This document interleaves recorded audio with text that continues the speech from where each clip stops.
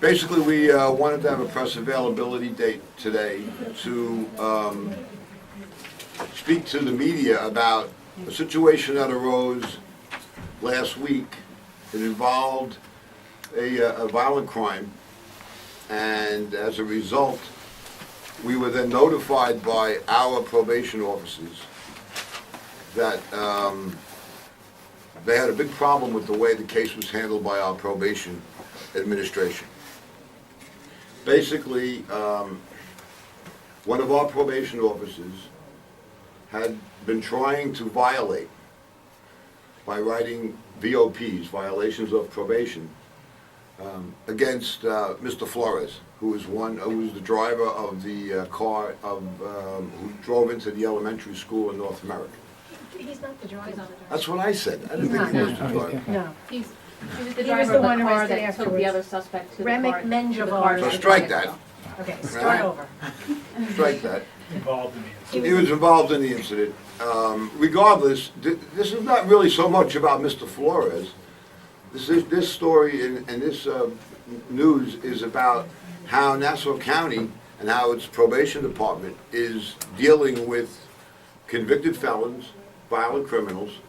Probation is not a right. Probation is a luxury, basically. It's an opportunity to not spend your time in jail as long as you follow the rules and do not violate the conditions of your probation. Clearly, this individual did violate on several occasions, and I believe you have the letter that's unnamed, but we forwarded it. It was written by the probation officer, and I'll just run through the events. The probation officer tried on several occasions to violate this particular individual, and each time was told no.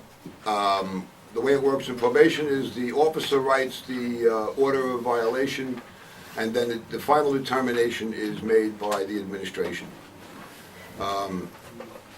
She cites in her report several times that he missed things such as anger management programs, GED programs, and about 7 or 8 actual probation dates. Any one of those is a reason to violate. Put them together and it's clearly a reason to violate this particular individual. Those violations were ignored. They were told, no, we're not going to violate. And then, of course, we had the unfortunate incident, I believe it was March 20th, if I'm correct, where we had a carjacking and a police pursuit, and the police did a great job. And the very next day, when this particular probation officer came to work, her official documents were removed from her computer. Her original violation was removed. It was nowhere to be found. Any notes that she had were removed. She was told by her supervisor, who you'll have to figure that out, that they were destroyed. She was then told to sign a new violation of probation, which they made. The administration wrote, and it sat on the desk of her supervisor. She refused to sign the new violation because it was not hers. Probation officers are supposed to sign their own violations, not other people's words. She refused to sign it. She came down here to speak to us, because they're in the same building. We called our attorneys up. We did not want to see this probation officer be cited for insubordination. So we said to her, you can sign it, but however, put them on notice that by signing it, you're signing it under duress and under the fear of being disciplined for not following orders. And she makes it very clear in here that I will sign this violation, but I want it to be noted that this is not my original violation. In other words, she was signing someone else's VOP as her own. The motives for such an act are not clear to us, other than this is not an isolated incident. The only reason it's being publicized now is because of the tragic results that happened, or it could have been much worse, right? But as a result of the probation department's following direction of John Fowl, who's the director of probation, he has changed so many programs in so many ways that the probation officers work, that we believe that the public is at risk. Public safety is severely at risk.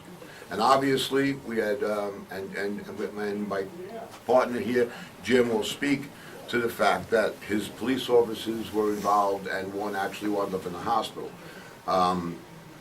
We're not being honest with the public.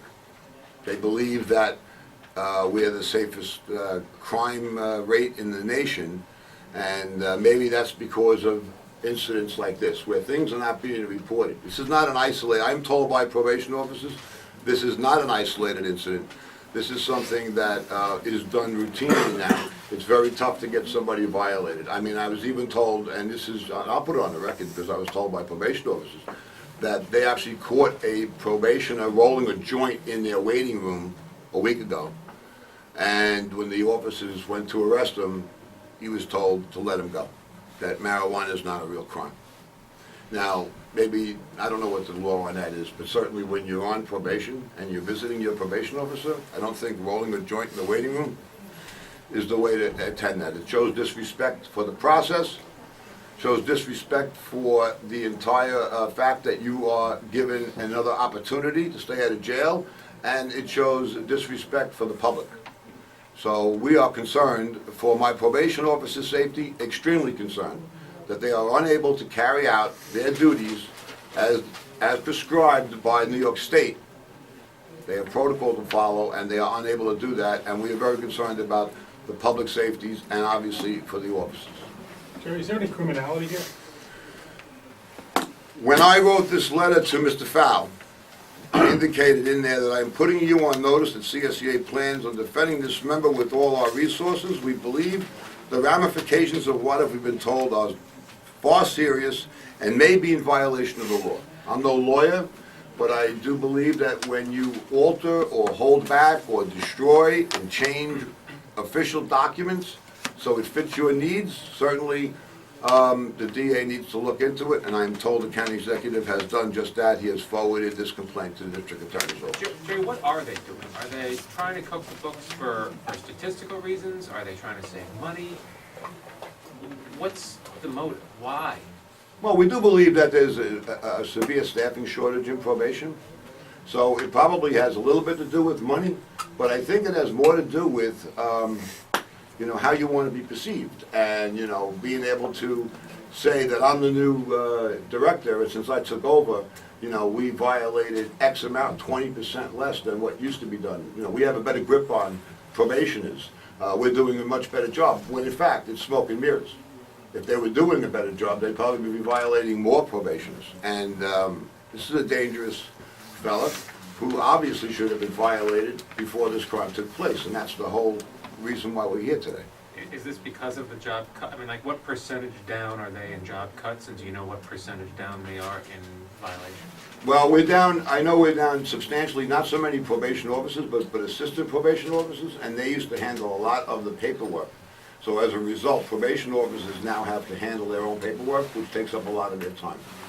And I'm not so sure, you know, even if you're working understaffed, do you alter records? I mean, you know, let's not mix the two. Yeah, we're working understaffed, we know they have tremendous caseloads, but you have to do the job right and under the auspices of the law, and if it's that much tougher to do, so be it.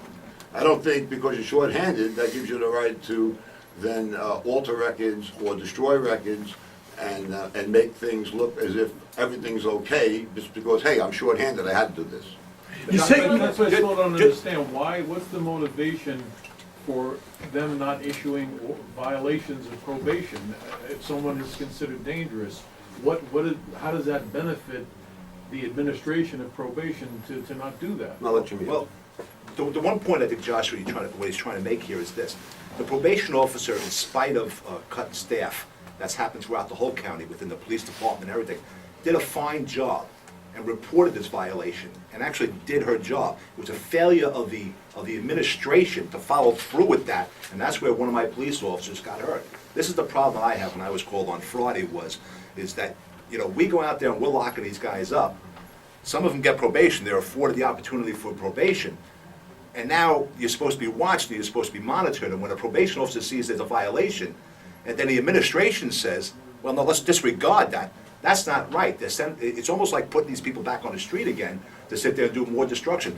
You know, it's like having kids. If you allow your kids, if you tell them you're not allowed to do this, and they keep on letting them do one step at a time, further and further and further, this is the result of what happened. So again, the probation officer did the right thing here. It was the administrator, her supervisor, that failed to respond to that in the proper way. And that's the issue that we both have here right now. But Jerry, what you're saying basically is that by not arresting these violators, that it makes the probation department look like they're running a tight ship, and they have their probies who are, you know, good now? We don't have enough, we're just as confused as you are as the motives. We're speculating, because our probation officers come down here quite frequently and complain about changes in SOPs and directives that they've never seen before. Things that just don't make sense. And one of the biggest ones is the fact that it's getting tougher and tougher to violate these felons. And that's not good for anybody. It's not good for the public safety. It certainly proved to be not good for police officers, especially the police officer that wound up in the hospital, as Jimmy cited. And it's not good for my probation officers, because my probation officers feel that they're putting their lives in jeopardy here, because they don't have an official gang unit anymore like they used to have. They're going out ones and twos. They used to go out 6 and 8 probation officers at a time. Because of the cuts made by this director, they weren't able to really, handle the load and be effective. So maybe we don't know what the reason is. I'm sure the administration is going to say this: we're allowed, under the law, to alter probation officers' recommendations. And to some extent, they're correct. For grammatical, for spelling reasons, for those kinds of issues, before a violation actually goes to the court, because you need that court order to violate. That's true. Supervisors will go over the language and tighten it up. However, destroying records and ignoring complete reports, and then producing your own violation that she didn't even write, and asking her to sign it as if she did, that's not checking for grammar. That's altering official documents and official records, and I believe it's serious. I believe it could be a crime, and we don't know who's responsible. I would not be surprised if this rises high in the department, but I don't know that for sure yet, and we hope the DA's investigation will bring us to that answer. Can you explain again why your lawyers allowed this employee to sign off on an altered document that she knew was not accurate? Because she was in fear. This department has a reputation, especially lately under the direction of John Fowl, of going after employees. It's his way or the highway. And no one with 18 or 20 years of experience wants to lose their job. How would I feel as a union if I said to her, don't sign it, and then she came back down fired? Now I have 2 fights on my hand. So she let them know, I'm signing it because I don't want to be fired. However, I want you to know, I'm signing it under duress, and it's not my VOP. Have any other employees had to sign these kind of documents in the past? We believe that there's been quite a lot of this type of action going on there, and we've had numerous complaints from probation officers over the past year under the direction of this new director. Former director, name was Jerry Cook. We rarely ever heard from probation officers. He ran a good ship. Since this guy's taken over, we have probation down here at least once a day. When was that? When did he take over? About a year and a half ago. Are you guys suggesting that if the original VOP had taken hold, this person would have at that point been in custody and the carjacking? I think that's exactly the point here, is just that if the process was followed through like it should have been, then perhaps this wouldn't happen that day. And don't forget, this chase wound up on the footsteps of a school, that occupied school at that time, that was close to lunch hour there. So, God forbid they had opened up the doors at that time and something worse could have happened. But in the meantime, one of my police officers did suffer a serious concussion. He's going to lose some time of work because of this. But So in specifically essence- on Flores, though, do you know the terms of his probation? So violating, missing GED and anger management, is that enough to get you, should he have been locked up again? According to our probation officers, any one of those any one of those infractions would have been enough to violate them. Of course, you give people the benefit of the doubt on 1 or 2 occasions, but there's a whole array of dates here. Right, but that- just because you violate someone doesn't mean they're getting locked up again automatically, does it? Well, yeah, it does. If you get violated, then what happens is these VOPs, violations of probations, get sent to a judge who signs off on them, and you are arrested. So exactly how many violations did this probation officer? I don't know have? exact, I don't know that, I don't know the answer to that exactly, but it looks like numerous.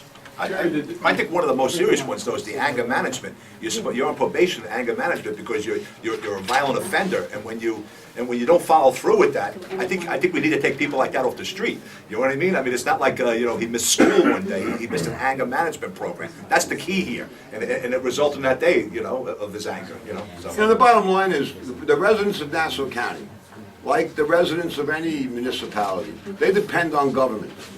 They depend on government to protect them. That's why we have police officers, and we have deputy sheriffs, and we have probation officers and fire marshals.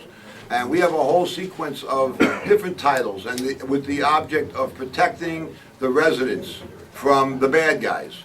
And I think in this case, the way this was handled, we failed. And we failed because of the policies of this probation department. I'm not gonna let it continue. We're not gonna let it continue to go unchallenged, because we are putting people's lives at risk. Probation officers and police officers' lives at risk, and God forbid any kids were in that school that day. This could have been a far worse tragedy. So it needs to be addressed, and if there is any criminality, that needs to be investigated by the district attorney, and I'm told that they are looking into it. Jerry, Was how this- likely is it that if this document had not been allegedly altered, that when someone went to the probation department and said, why is this guy Flores out on the street? Someone would have went back to the file and said, good question, because he's missed 7 to 8 probation dates, he didn't go to anger management, he missed his GED. You never would have known that. You wouldn't have known that unless we told you. Who knows? Who follows probation reports? But obviously, the altering of it, there was a motive, because you could look at that report and say, this guy shouldn't have been on Well, the I street, think the right? motive was, how do you say, CYA? I mean, I think the motive was there was a big incident where a crime was committed, and now they're worried about why didn't we violate this guy? And they say, well, she tried to violate him several times, so we better come up with a violation right now. So throw her stuff out, destroy her records, so there's no copies of it anywheres, and let's write a new one and make us sign it today. And that's exactly how this played out. I didn't make this up. This is what we were told by the probation But why officer. not go with the original report? Sometimes, it's not the crime, it's the cover-up here. So perhaps maybe somebody thought they really should have did this to begin with, and now they're trying to cover up what they did in the past. And this probation officer was not gonna put up with that. And this probation officer reported it, and I got a phone call about that. So that's the bottom line. The probation officer was doing the right thing, and it wasn't followed through, that's one thing. But when you try to cover that up, and try to cover your bases and say, and obviously they're worried about something, that's why they're covering it up. Jerry, your members, what do they say is the reason behind this? Is it because the workload is greater, because the staffing is less, and they're trying to reduce the workload? You know, the or picture it is so something else? big and so large, there's so many different directives that have been changed in the last year and a half, I couldn't begin to tell you. That would be another whole story. It's the way that this particular probation administration has decided to tackle probation. They have changed a lot of things. They don't report as many cases like they're supposed to. I'm told caseloads are much higher than they appear because they assign cases to supervisors to keep them within the right boundaries. And we can go on for days here. I have probation officers in here every day, some of them crying, saying that they fear for their jobs, but they also fear for their safety, and they fear for the safety of the public. So we need to get to the bottom of this, finally, and find out, how is he running this department? Is he following all state regulations? And was there a crime committed here? And I believe, personally, that altering an official document and ordering someone to sign something that was not written by them, especially a government document, is a crime. Thank you. Thank you. Jay, could you just give us an update on your ESU officer? Yeah, he's doing good. He's recovering right now in the hospital. He's hoped to be released either today or tomorrow. Thank God the knife wound didn't go deep enough to puncture anything. So he's in good shape, good spirits. His family was there. We thank all the support, and he's doing fine. Thank God. But this is another example of where, without getting into the details of that case, you have somebody that has a violent past that's been locked up multiple times, and again, he's allowed to walk the street. So there's a lot of issues out there. Thank you. Thank you. Thank you, guys.